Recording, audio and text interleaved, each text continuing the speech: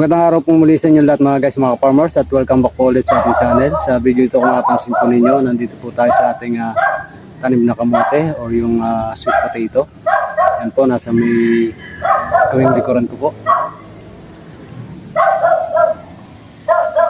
Ito nga po palang ating kamote or yung sweet potato ay 3 months old na po ngayon. Titingnan po natin kung malalaki na po yung kanyang laman mga guys, mga farmers. Yan po, kung mapapansin po ninyo, maganda po yung kanyang mga dahon, green na green. Indikasyon lamang na may mga laman na po siya, maaaring malalaki na po yung kanyang laman.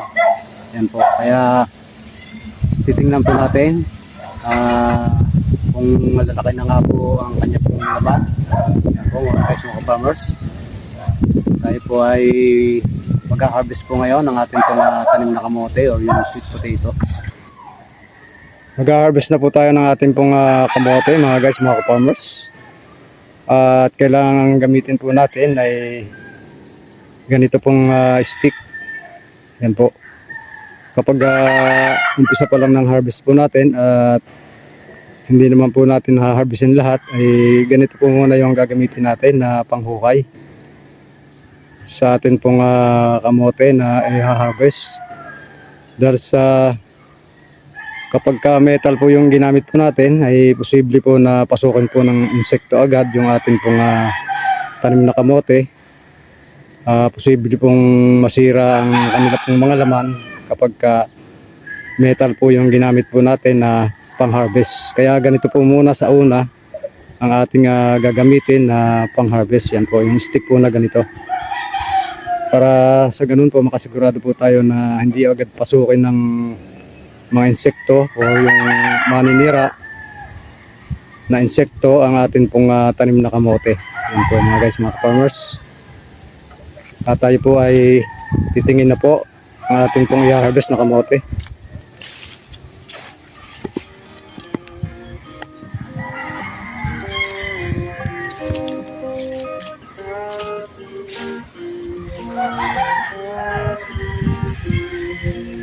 Tingnan po natin dito sa may, yan po, tingnan po natin dito sa may bandang gitna. Yan po. Yan po, malalaki na nga po para yung kanyang laman. Po nasa may ilalim.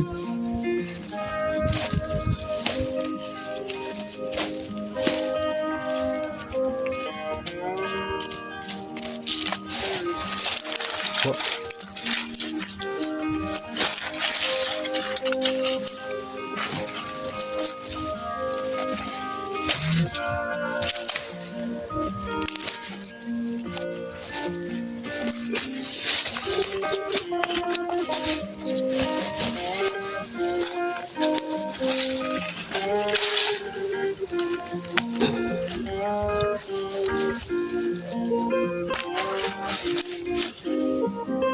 Yan po yung laman po ng ating kamote or yung sweet potato po mga guys, mga farmers.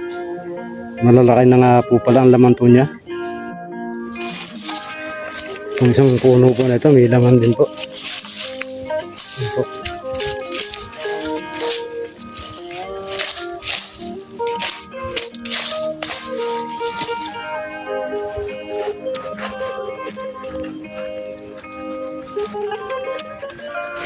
So, may 4 po yung laman po niya. Kuhanin po natin yung malalaki. Yan po.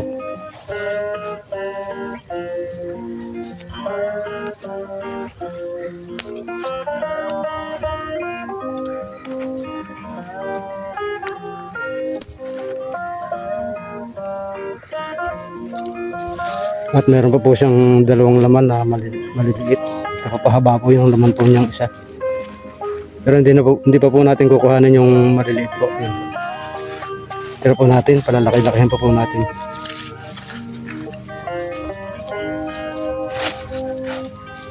Ito lang pong dalawa yung kukuhanin natin.